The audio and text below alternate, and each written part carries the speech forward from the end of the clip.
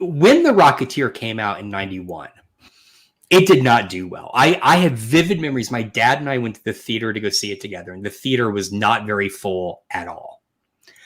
And we both loved it. It became a huge touchstone film for me, and it came and went like that. Yeah. And here's what I think happened. I think in 89, Batman comes out, is an enormous success.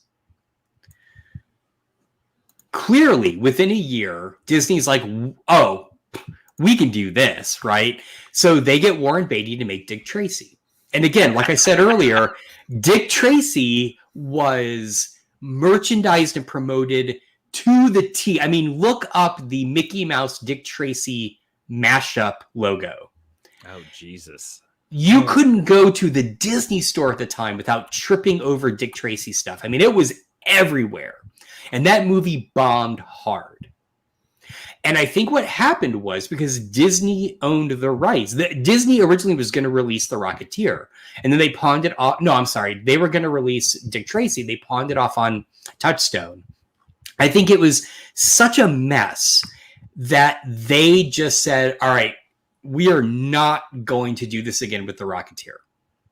I have vivid memories. I'd never heard of The Rocketeer. I didn't know the character. I didn't know anything. We were at the mall, and I swear to God, it was around 89. I remember seeing that iconic movie poster in a poster shop. And I was like, what is that? I want to see it. And I could be wrong about this. Memory is faulty, but I think it was scheduled to come out the same year as Dick Tracy. And it took ages for that movie to come out. I think it was shelved. And then when I finally started seeing trailers for it, I'm like, oh, good, this is finally coming out, right? I think what happened was Disney got cold feet from Dick Tracy, and that ended up impacting The Rocketeer. I'm sure. Yeah. Just my theory, but when you look at the timeline of things, there was nothing for The Rocketeer. Nothing. It was crazy how little came out about it. And to me, it's one of the most important movies of the early 90s. So yeah, Disney pretty much, I'm trying to think of a property they put out they don't put a toy with. They don't put something with. And then they buy this Dave Stevens book that they have to kind of clean up because it's got a little risque stuff in it. It's got some Betty Page homage stuff in it. But I mean, it's a wholesome movie it's just such a throwback. I love everything about it to the old serials. Yep. I wish they had done action figures for that movie. Yeah, I would have been more interested, I think, from that too. Here's what's crazy. They did do some stuff, but it's clear. I think at a certain point, Disney realized kids aren't going to dig this. And if you watch The Rocketeer, you see why. It's not. It's pretty slow paced. It has a lot of character development. It has a lot of stuff that I think they assumed kids would balk at. I mean, I was 16, 17 when the film, 16, I guess, when the film came out. I remember a couple years later, this was probably like 92, 93, being in a store in San Marcos where I would go to school eventually. And way in the back, they had like a toy section. And in their glass case, they had a Rocketeer figure. Interesting. And it was like $100. It was a collectible item. It was not a toy. And that was the only, I mean, between that and like a Neil Adams drawn audio comic. If you remember, there was like a comic book and then like a tape cassette that came with it for kids. There was a Rocketeer version? There was. Oh, wow. And I didn't know that. those are I was on the lookout for merchandise for this movie because I was so infatuated with it. And there was very little, very, very little. I mean, I don't even think they re-released the original comics at all. I mean, Disney had a comic imprint at that point. Yeah. Because they released a bunch of Dick Tracy comics. They were releasing new Donald Duck and Mickey Mouse comics. And they did not. With their Disney Afternoon stuff, too. Yeah. And they did not re-release it. Is this a situation where Dave Stevens sells an IP to Disney but still owns the rights to Rocketeer as a comic? Because he may have. He did it on his own for a while, and I know that reading up on him, he had deals like with Playboy that he turned down just because he didn't like the vibe, Yeah. like, even though it was like a huge paying gig, if he didn't like, the vibe, he was out. Yeah. And I, the thing that was cool is I remember going to conventions for years and seeing Dave Stevens open up his own little booth, put out his Rocketeer stuff. Say that's where I discovered Betty Page. And I was like, wow, this guy draws amazing stuff. It's beautiful. And then it's like, oh, it becomes a movie. That's how you do it. You just, if you draw pretty, it goes to the movies. Yeah. Yeah, that's true. And I hope I want I want Daniel to come back because I want to see how much of Dave Stevens he discovered after watching The Rocketeer. Because he needs to dip into that comic book world because, man, his art is beautiful. I do want to show real quick. Hang on. Let me do something. Window. But did you want to talk about the screenwriters on this? Well, in just a sec. Okay. Let's talk about the casting first, because I just want to point out. Can you see this page I'm showing you? No. There we go. There it is. Yeah. Okay. All right. Can we just talk about the amazing casting for this movie? This image down here of Cliff, I'm pretty sure that Billy Campbell. Yeah, makes that exact same face in the movie. I mean, it is pitch perfect casting. And credit to Joe Johnston for not going for big names, for going for the casting that best fit the look and feel. I think this is the first thing I ever saw Bill Campbell in, and he's brilliant in it. I mean, he exudes that sense of love of adventure, care and concern for Ginny. I mean, just all that stuff really comes through. Alan Arkin is Peavy. I mean, everyone is spot on in this. Yeah. I had read that Billy Campbell went and got the haircut so that he would look just like him for the audition.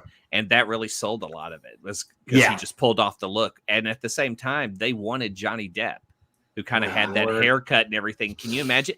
I mean, he'd be good, but Johnny Depp at that time replacing Billy Campbell. Mm-mm. You need that wholesomeness, and as we all know now, Johnny Depp doesn't have it. So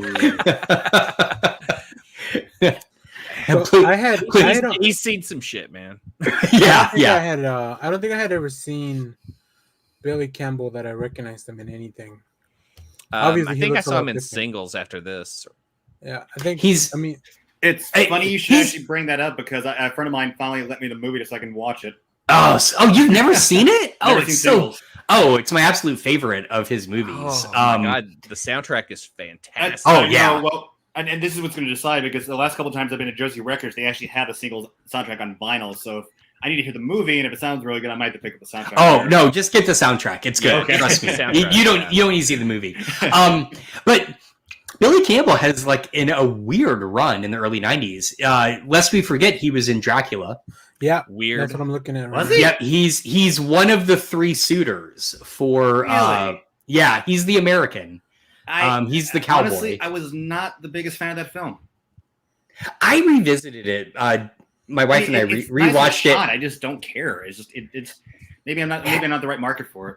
Having read the novel finally, it's a great adaptation of it. Okay. Way better than Brandau's Frankenstein, which is a giant piece of shit that I hate.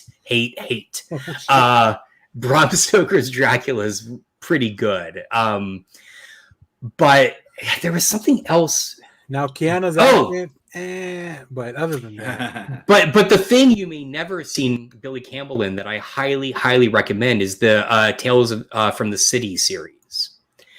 It is based on a series of novels by Armistead Maupin, and it premiered on PBS to both huge acclaim and huge controversy because there is full frontal nudity in it on PBS, which I love. And then later it was picked up by, I think, Showtime.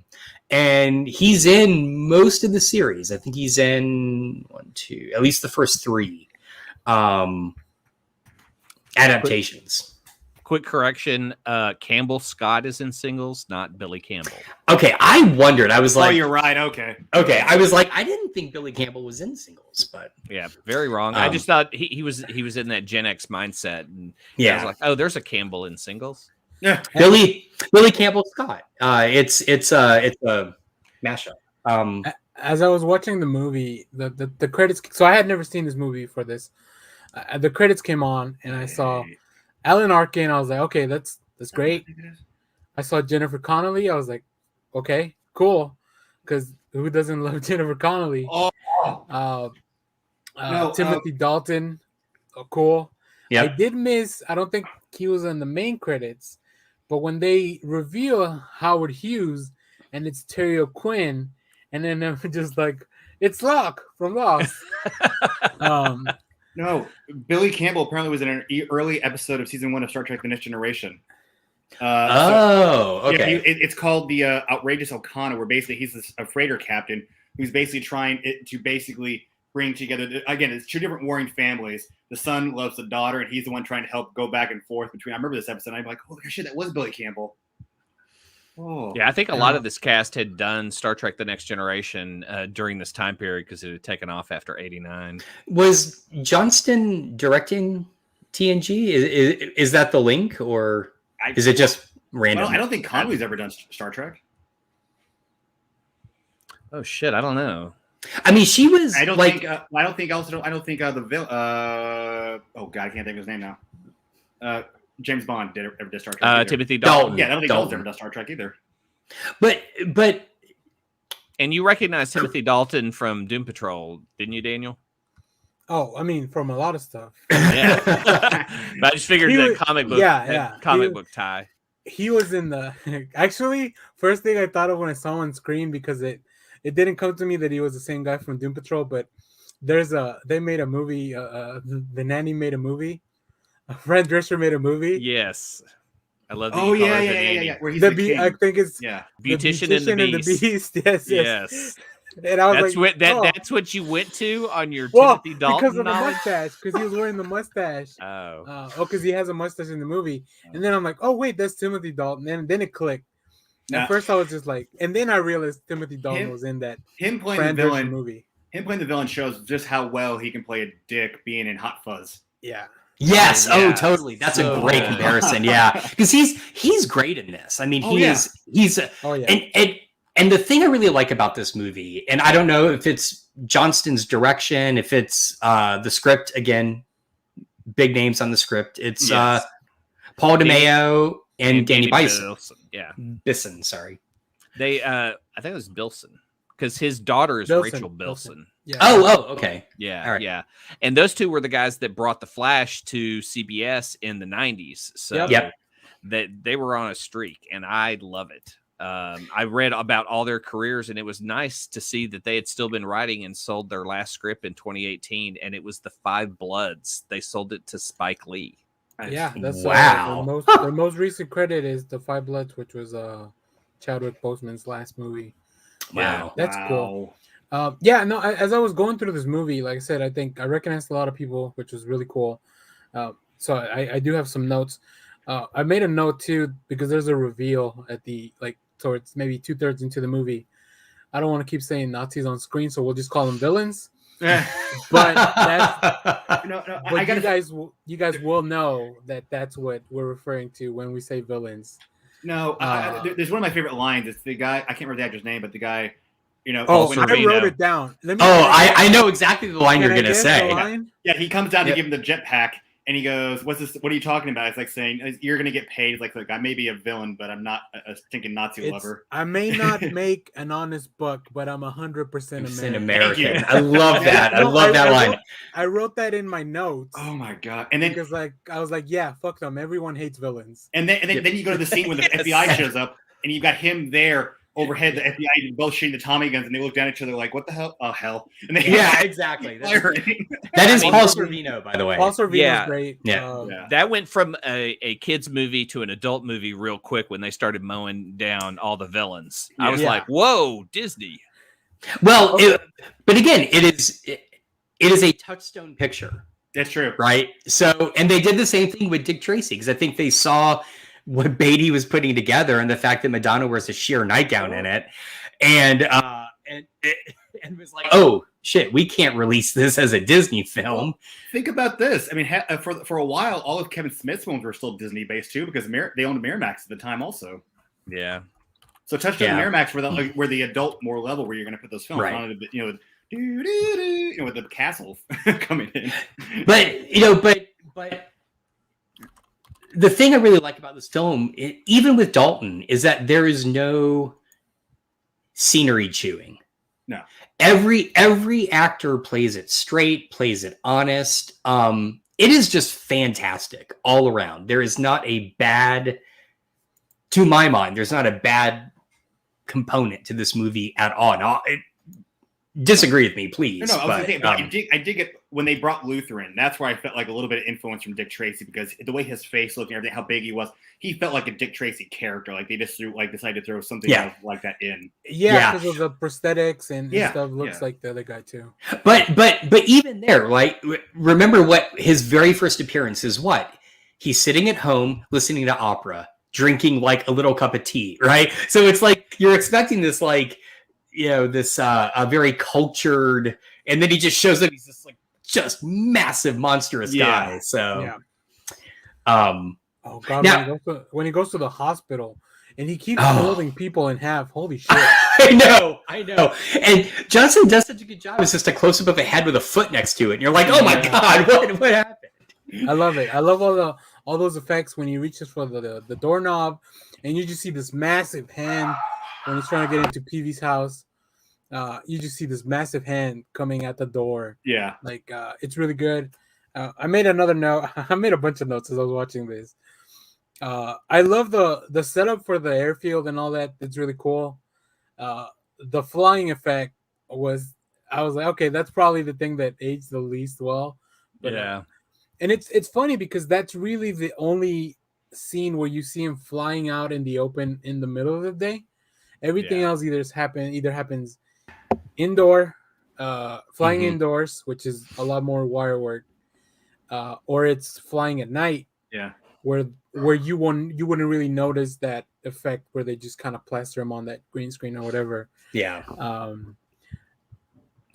So that was really cool. I also really enjoyed I just wrote down rocket truck when he tells Peavy to put it in neutral because the gangsters are after them. Even though they don't know they're gangsters yet. So I also love the time period that this took place in. The 30s is a really interesting, even though it was kind of like a zoomed in shot because we only see this little town and that the FBI it's very close to for some reason. Like they have offices all over the place, I guess. And they just run into buildings and shoot. I love how the FBI works. Well, they made a reference like I think it was Wooly. He's like, well, if Hoover doesn't agree, then whatever. I like something like that. I was like, oh, okay. Assuming that was J. Edgar Hoover they were talking about. Yeah. Now, I think I Josh and I were talking a little bit before the show, and he mentioned Howard Hughes is not in the comic. He was an addition for the movie. I think, perfect addition because I think it brings more of a people know who Howard Hughes is, right? At this time, I assume. With the Aviator being the last movie about him, I would think that he would still be in the. Well, and it would have had to have been a rights issue because, again, as I was saying in the comic, it's they don't name him, but it's pretty clear it's Doc Savage is the creator of the Rocket Pack, really? And that. Yep, and that must have just been a nightmare of a rights thing because again, think about it. Street and Smith originally owned both the Shadow and Doc Savage, and I want to say by this point, Condé Nast had bought the rights to both of those, and if they were already thinking about doing a Shadow movie, they were not going to give up Doc Savage. So they had to find a way to tie it in that made sense, and it's a brilliant way to do it. Even down to my favorite little historical moment is when Cliff escapes and he jumps onto the model of the Spruce Goose. Yeah. And he's like, that was fly, cool. That was great. That was great. It'll fly. Yeah. So I was going to ask if you guys noticed the lounge singer. So I'm glad you brought that up, Clay. because I laughed out loud when that happened, Yeah. and I'll show you why. Wait, who? Because of Threat Level Midnight, baby. Yes. I know. Wait, that was her. Melora Hardin Melora is the lounge singer in Wait, the restaurant. Wait, I have never noticed that. That's amazing. And she also did. This is the role from The Office from that Threat Level Midnight episode. And I thought it was the funniest thing ever. So Okay. I'm glad we both saw Wow. that, Clay. I saw. So I think one of the coolest things going back and watching all these movies that from a while back is that I know a lot of these people and I've seen them and stuff. So it's just kind of cool to see like how they've been working forever or their careers maybe were at a different point. I think was this before or after what's the puppets movie? Dark Crystal. Oh, After. This is Yeah. after, right? So Yeah. which Jennifer Connelly was in that? And no, she was in That was Labyrinth.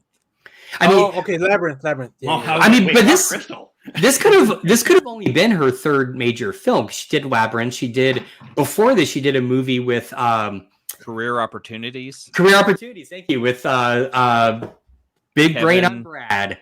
Yes. From Pulp Fiction. Yes. Where they get trapped in a Target overnight. Yes. And she rides the horse. Yeah, she did a few things in between Labyrinth, but I don't know that they're big. No, movies. okay. So 1984, Once Upon a Time in America, Pneumonia, 7 Minutes in Heaven, Labyrinth, Some Girls, Each Whale, The Hot Spot, Career Opportunities, and then The Rocketeer. yeah, Came I out knew 1984. Career Opportunities was just before this. It's so. Phenomena, not Pneumonia. Oh, I'm sorry. Phenomena. I was like, Do-do-do-do-do. I was like Pneumonia. What the-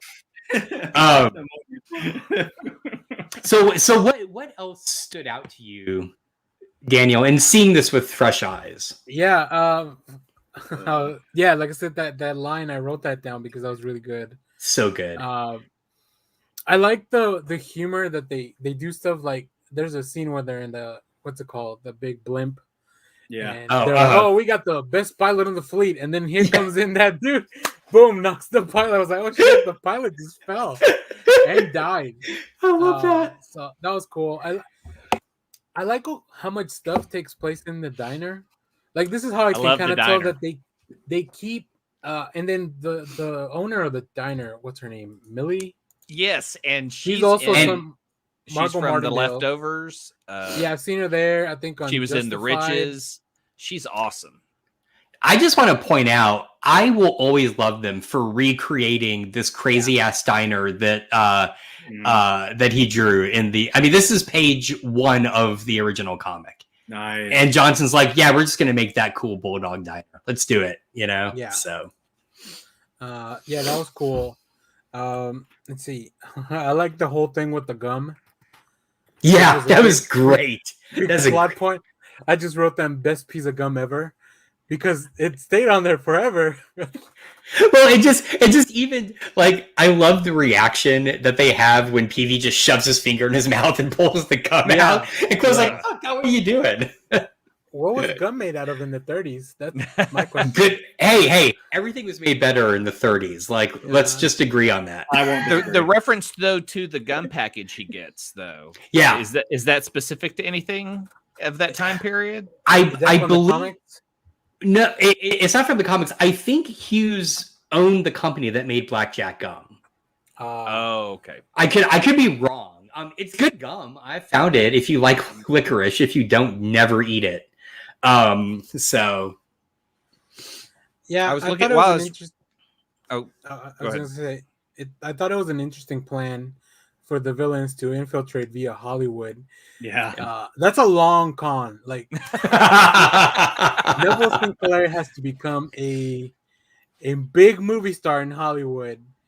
Just like how far in advance did they start planning this out? Like, yeah, I don't know. That seems like, but I mean, it's Timothy Dalton, so he can, even though he wasn't chewing up the stage, he was kind of destroying it when he was chasing Billy Campbell, Cliff, trying to get to him. So, yeah, it was cool. I didn't think.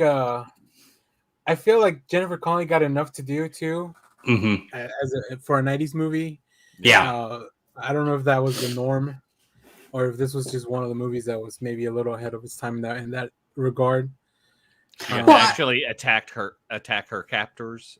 Yeah, well, and she's critical to the plot, not as just a damsel in distress, but as someone like she discovers, that he's a villain. Yeah.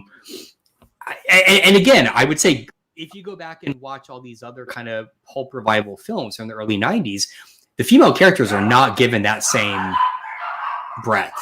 Yeah, there are very few and far between. I mean, you go from Sigourney Weaver as an action hero to who next?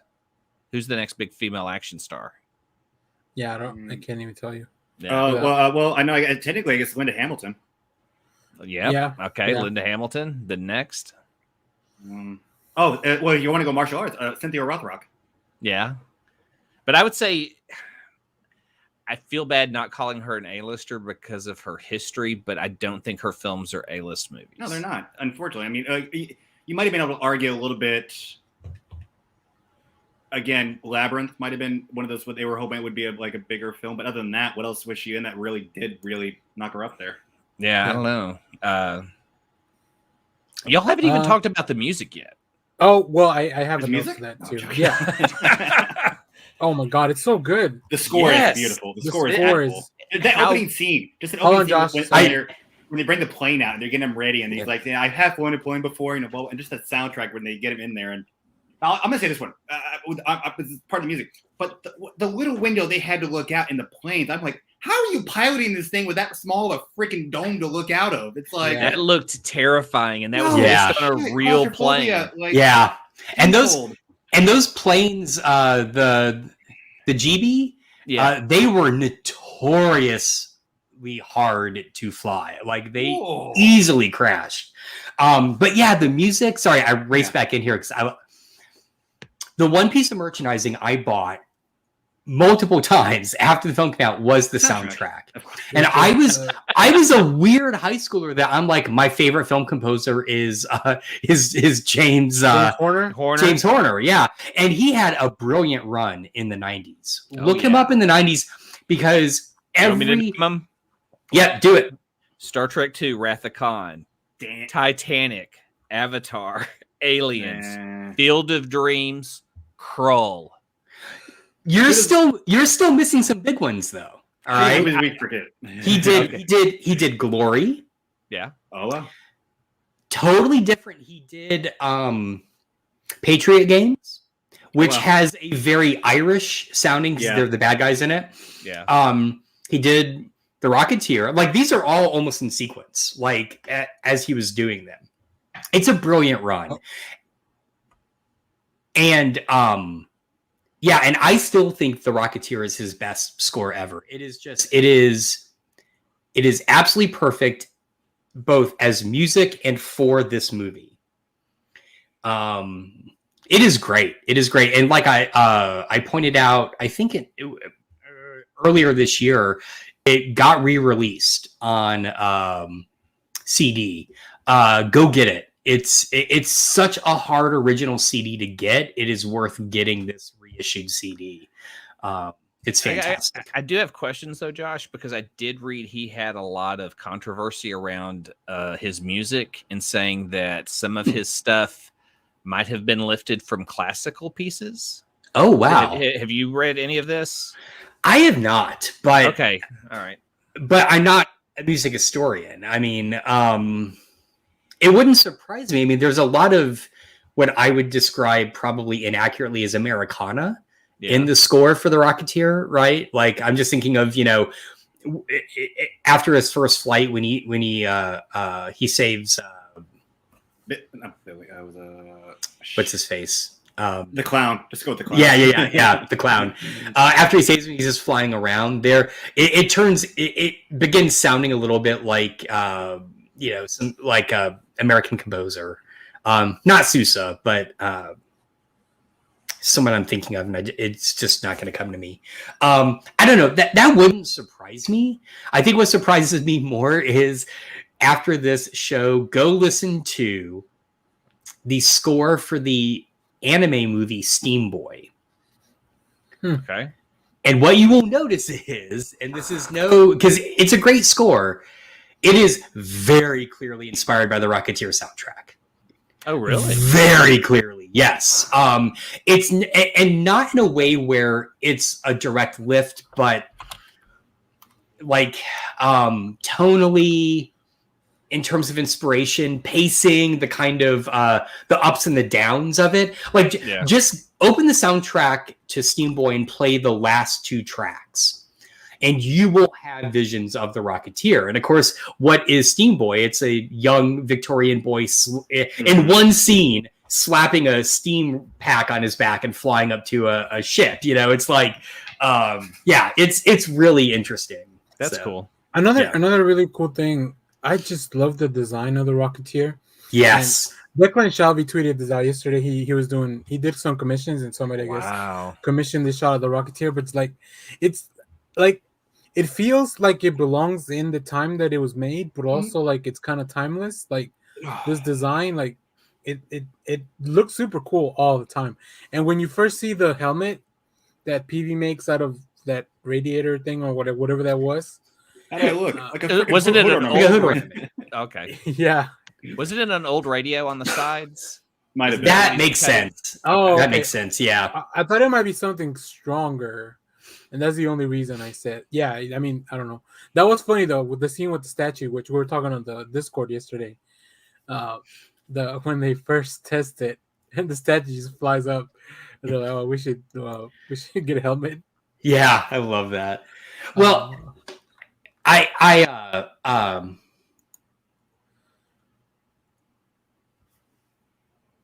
crap. Well, John finds it. I just had a thought and it's gone. I got some fun trivia from the IMDb stuff. Well, I was going to bring up the fact that Rick Baker did the makeup in this movie, and this is, I believe, post American Werewolf in London.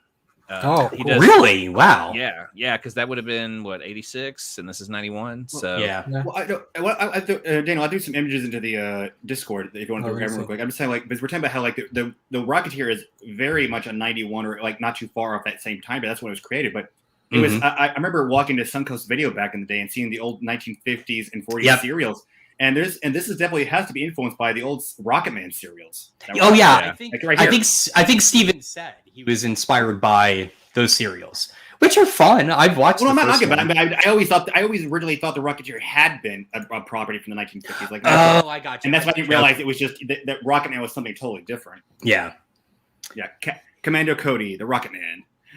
So I remembered what I was going to say, and I wish I could find my old sketchbooks, but I was so influenced by this that I remember even in college when I would just be kind of bored and sketching. If I'd gone into comics and animation, one of the things I would have loved to propose was a Bruce Timm Batman animated series style cartoon of the Rocketeer. I could do that. Yeah. It would work so perfectly. It would, I mean, that whole kind of Art Deco style of that show mixed with the Rocketeer. And I had tons of designs of like drawing the Rocketeer to look like that, which is hard to do because of the joppers, he's shaped kind of like this, right?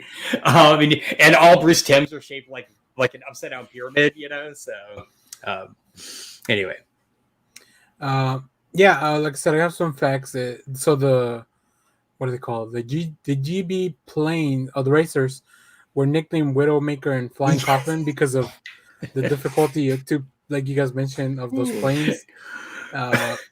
There's a deleted scene where Neville St. Clair is sending a message to Berlin that was actually coded with an Enigma machine that they found.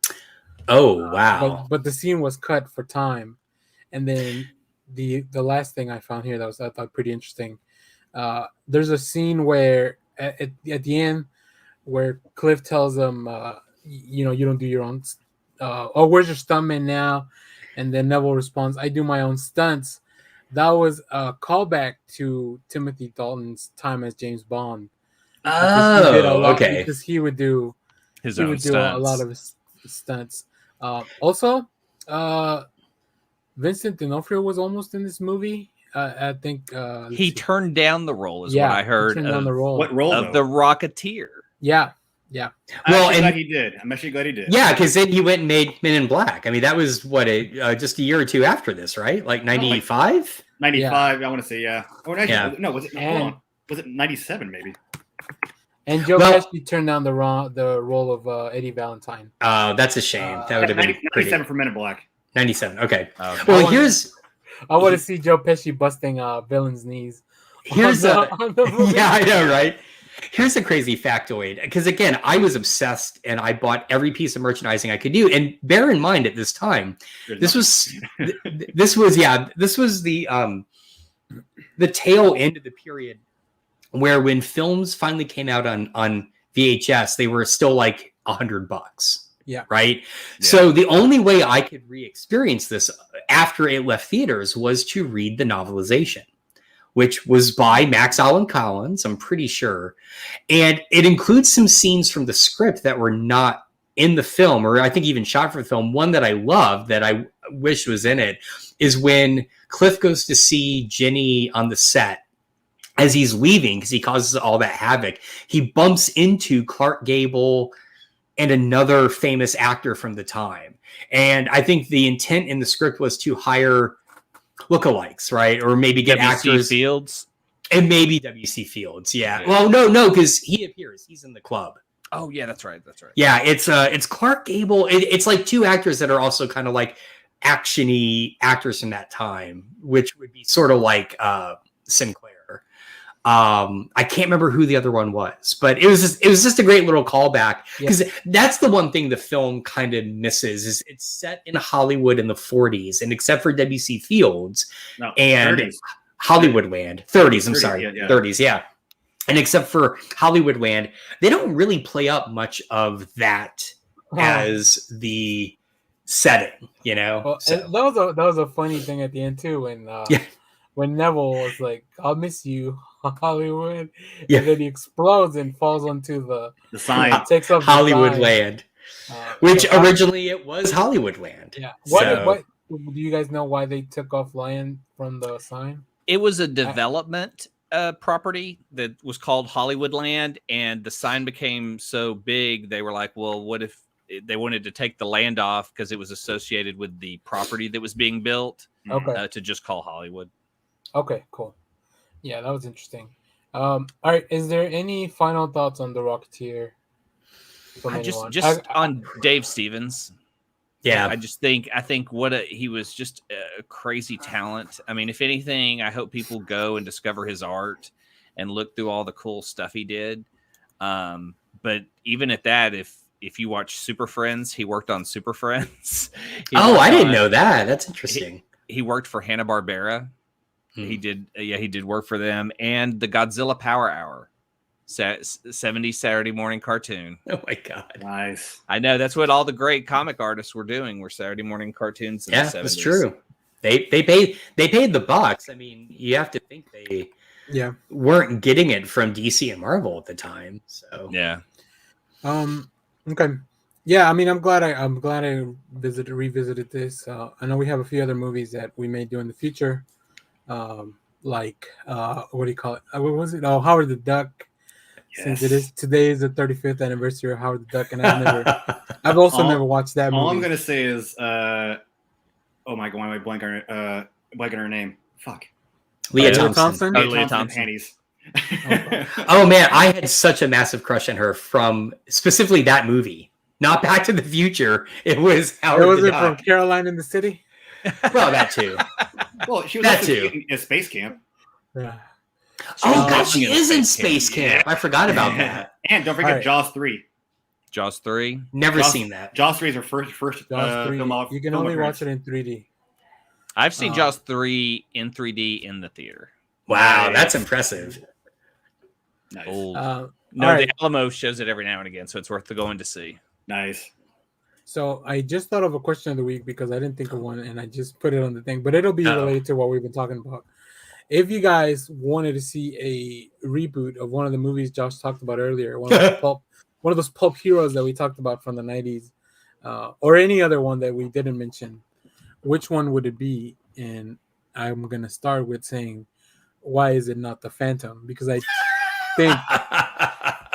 think the Phantom would he could get a really cool update leading up to, even if they started to connect the like the animated show we were talking about earlier, like they do a Mandrake movie and stuff like that, and then they kind of connect everything. So, do you guys have one that you'd like to see come back?